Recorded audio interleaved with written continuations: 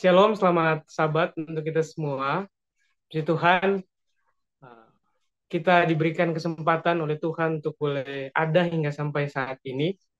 Dan saya juga rindu membagikan kesaksian saya, bagaimana Tuhan baik di dalam kehidupan saya.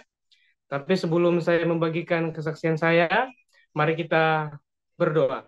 Kita berdoa, Bapa di surga, di saat ini kami akan mendengarkan betapa baiknya Engkau di dalam kehidupan hamba-Mu. Kiranya melalui kesaksian ini nama Tuhan dapat ditinggikan dan kami boleh lebih hari lebih setia lagi kepadamu Tuhan.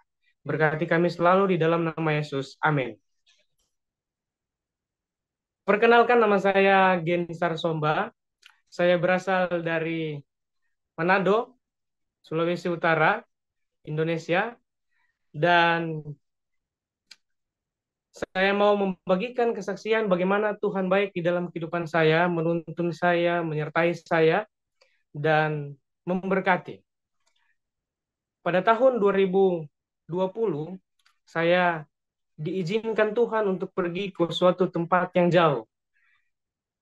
Saya mengadakan perjalanan melalui transportasi laut, menggunakan kapal selama 7 hari perjalanan. Dan pada hari ketujuh, saya tiba di tempat itu. Tempat itu pertama kali saya untuk pergi di sana, Papua, Merauke, dan saya pergi ke tempat itu untuk mengadakan pelayanan berupa membantu masyarakat yang ada di sana. Ketika saya tiba di sana, aslinya saya orang Manado, saya harus beradaptasi dengan lingkungan yang ada di sana. Ketika 1-2 bulan saya mulai melewati atau berjalan merasakan lingkungan di sana, saya mulai merasakan ada yang aneh di dalam tubuh saya. Pada hari itu, saya ketika bangun pagi, saya merasa tubuh saya merasa ada yang aneh. Tangan dan kaki saya terasa sangat lemah. Saya mulai berpikir, ada apa dengan tubuh saya ini? Ketika selama 1, 2, 3 bulan berjalan, saya tidak pernah merasakan hal itu.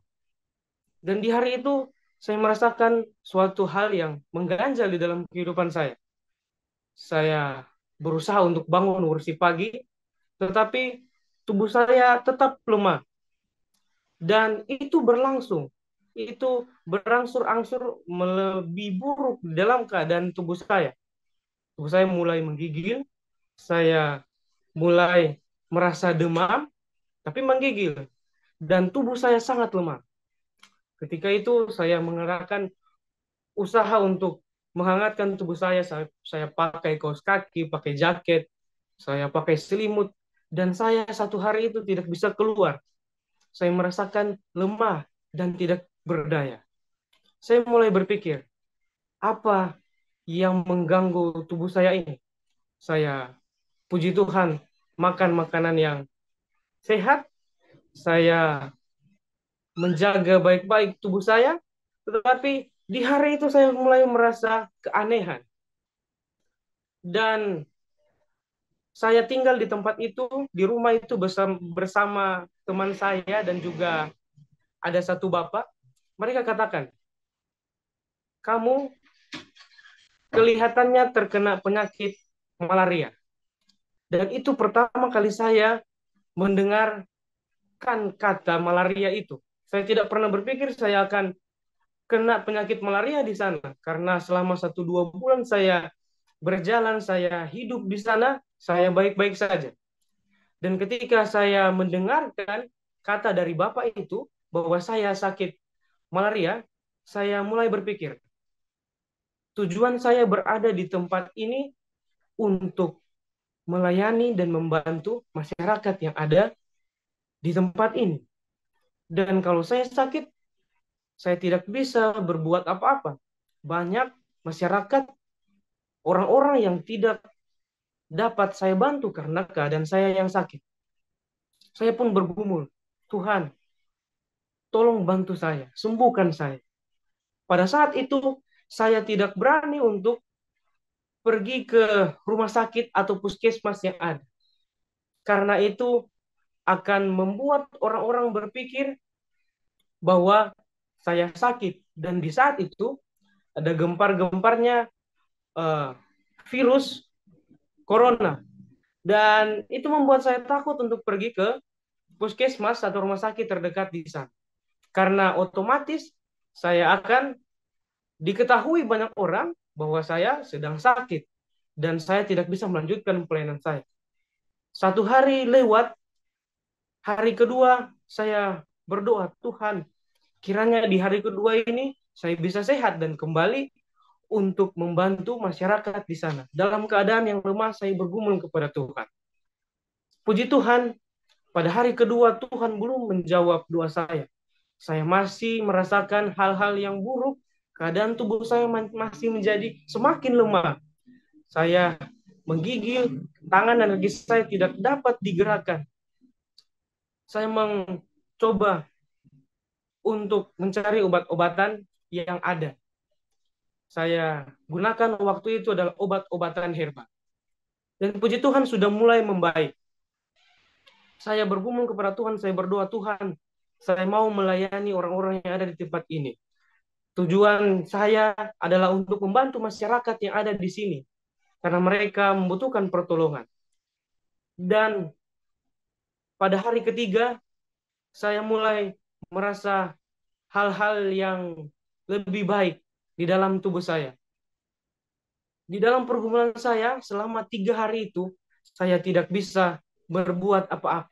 Saya berdaya, saya lemah. Saya tidak bisa membantu masyarakat yang ada di sana, yang telah saya bantu selama 1-2 bulan yang telah berlalu. Saya 3 hari itu hanya bisa tertidur, tidak berdaya di tempat tidur, di kamar saya. Saya berdoa, bergumul kepada Tuhan, Tuhan tolong bantu saya. Karena ada banyak orang-orang di luar sana yang harus ditolong karena mereka membutuhkan pertolongan. Puji Tuhan, ketika saya mau bergumul kepada Tuhan, ketika saya mau berdoa kepada Tuhan, Tuhan akan menjawab doa saya. Dan di saat itu, selesai hari ketiga saya bergumul, saya tidak berdaya di tempat tidur, saya mulai merasa sehat. Tubuh saya mulai merasa kuat. Tangan dan kaki saya sudah mulai bisa digerakkan. Tubuh saya yang menggigil dan demam, puji Tuhan di saat itu sudah mulai mengurang. Dan obat-obatan herbal yang saya pakai itu ternyata dapat membantu saya di dalam proses kesembuhan itu. Pelajaran yang saya mau bagikan untuk kita semua di hari Sabat yang kudus diberkati ini, yang pertama adalah mari kita bergumul, mari kita berdoa sungguh-sungguh kepada Tuhan. Dan yang kedua, kita harus memiliki tujuan yang jelas di dalam doa yang kita panjatkan kepada Tuhan. Tujuan doa itu adalah penting di dalam jawaban yang akan Tuhan berikan. Ketika saya bergumul, saya lemah, Tuhan pasti akan kuat. Ketika saya memiliki tujuan yang baik di dalam kehidupan saya, dan itu didorong oleh doa dan keinginan pergumulan saya kepada Tuhan untuk membantu orang lain, Tuhan akan menolong, Tuhan akan menopang. Oleh sebab itu, mari saudara-saudaraku yang terkasih, ketika kita memiliki pergumulan, ketika kita mulai merasa lemah, mari kita berdoa kepada Tuhan. Doa adalah suatu hal yang sangat luar biasa. Doa adalah kuasa yang besar yang Tuhan berikan di dalam kehidupan kita.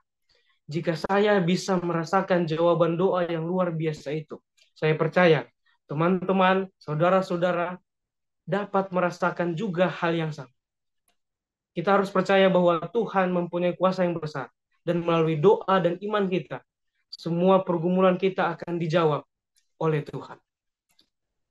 Terima kasih untuk saksian yang telah saya bagikan, dan saya rindu untuk berdoa untuk kita semua. Mari kita berdoa.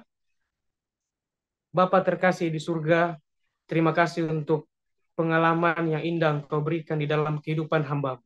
Dan tadi hamba boleh membagikan itu untuk kita semua yang telah mendengarkan. Kiranya Tuhan boleh menjadi pelajaran dalam kehidupan kami dan boleh menjadi pengingat bahwa Tuhan akan membantu di dalam setiap pergumulan kami. Tuhan akan menolong, menguatkan kami ketika kami mulai merasa lemah. Terima kasih Tuhan untuk pelajaran yang indah melalui kesaksian ini. Kiranya kami boleh lebih hari, lebih setia lagi hanya kepadamu ya Tuhan. Di dalam nama Yesus kami sudah berdoa. Amin. Terima kasih, Tuhan Yesus memberkati.